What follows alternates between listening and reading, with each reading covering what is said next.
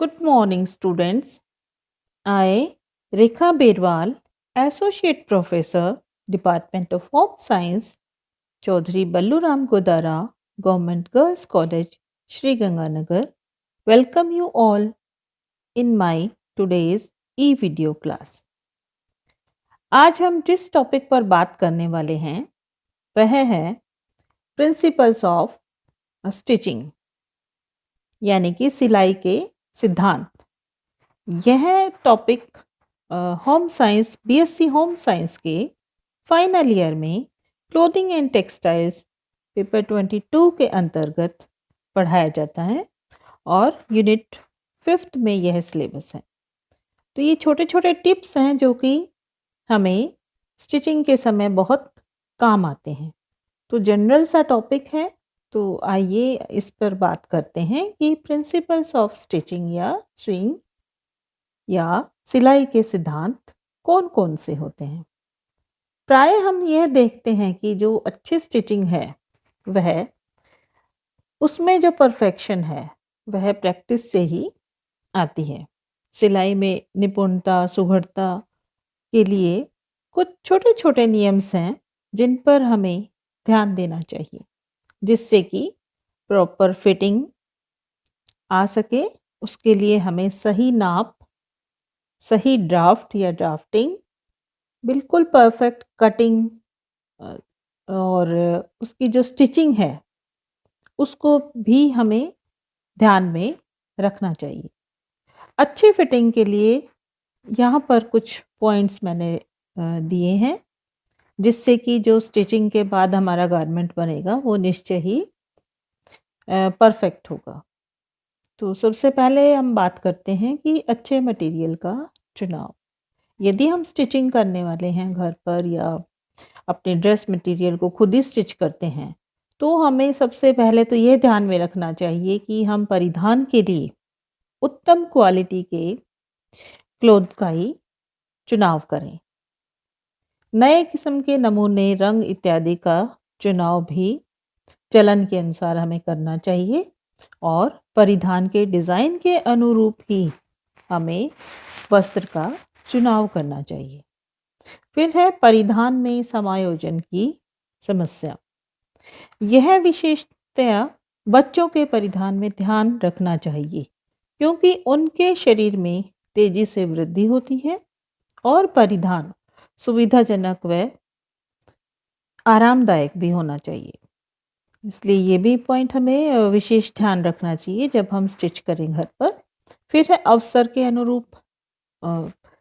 ये क्या है कि अगर हम किसी भी शादी ब्याह या पार्टी के लिए कोई ड्रेस तैयार करते हैं तो हमें उसके अनुरूप ही ड्रेस मटेरियल का चुनाव करना चाहिए।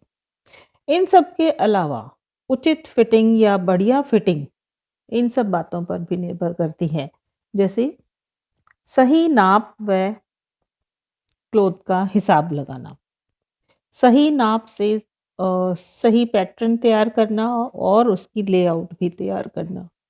यदि हम ड्राफ्ट सही बनाएंगे तो निश्चय ही जो हमारी गारमेंट होगा या ड्रेस होगी वो अच्छी तैयार होगी। फिर है उपयुक्त वस्त्र का चुनाव। कई बार बच्चे जब स्टार्टिंग में स्टिचिंग करते हैं या कोई भी स्टार्टिंग में स्टिचिंग करना शुरू करता है तो कपड़े को हैंडल नहीं कर पाता यदि बहुत स्लिपरी है, बहुत पतला कपड़ा है।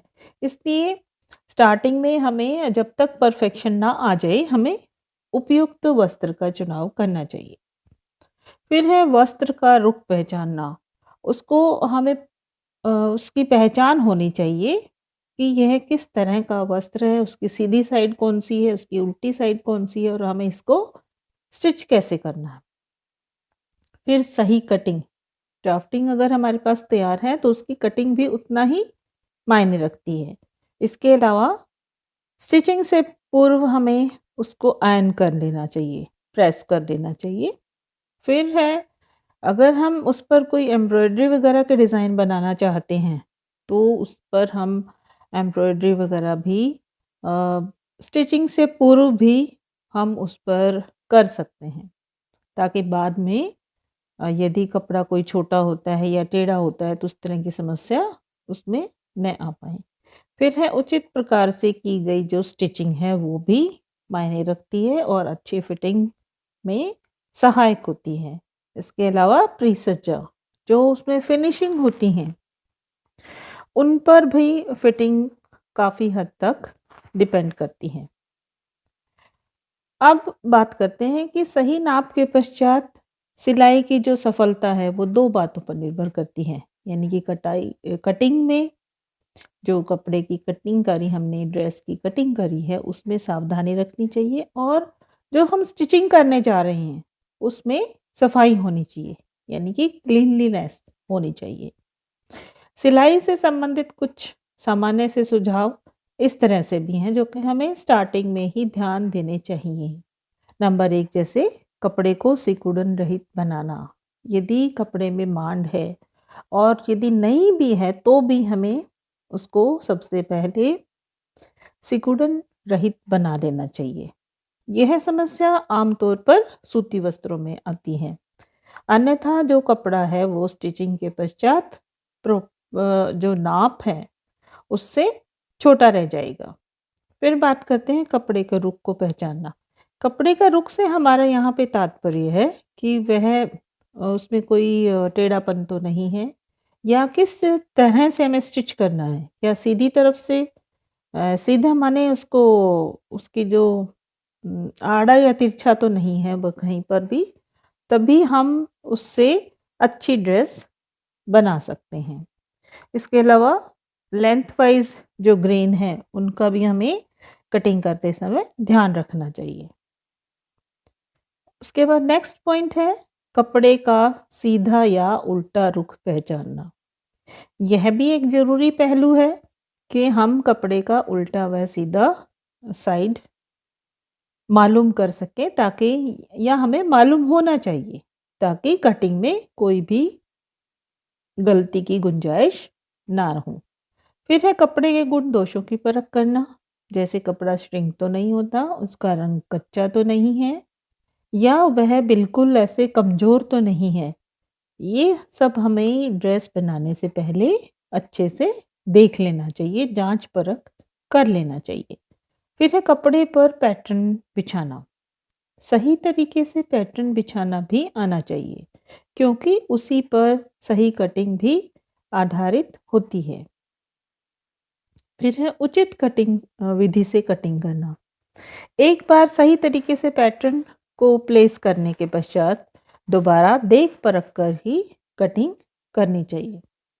अब बात करते हैं कि सुघड़ सिलाई के लिए कुछ और सामान्य से गुण क्या होने चाहिए। सिलाई से पूर्व हमें धागों का खिंचाव भी जांच लेना चाहिए। कपड़े को सिलते वक्त अनावश्यक हमें नहीं खींचना चाहिए, अन्यथा उसमें सलवटें पड़ जाएंगी। फिर है सिलाई करते समय जहाँ पर ज़रूरी हो वहाँ पर हमें कच्चा टांका अवश्य कर लेना चाहिए। जैसे कि अक्सर तुरपन के समय भी हम इसको कर सकते हैं या अस्तर को जोड़ते समय भी हम कच्चा टांका कर सकते हैं जिससे कि उसमें कोई झोल इत्यादि ना आए और उसकी सफाई भी उसमें बरकरार रह सके। फिर है बीच बीच में तैयार जो पीसेस हैं, यदि हमारे कहीं पे डिज़ाइन के हैं या पॉकेट है या कुछ भी है, उन पीसेस पर भी हमें आयरन कर लेना चाहिए। फिर कफ, कॉलर, गले की पट्टियाँ इत्यादि पर भी हमें अतिरिक्त तह देनी चाहिए।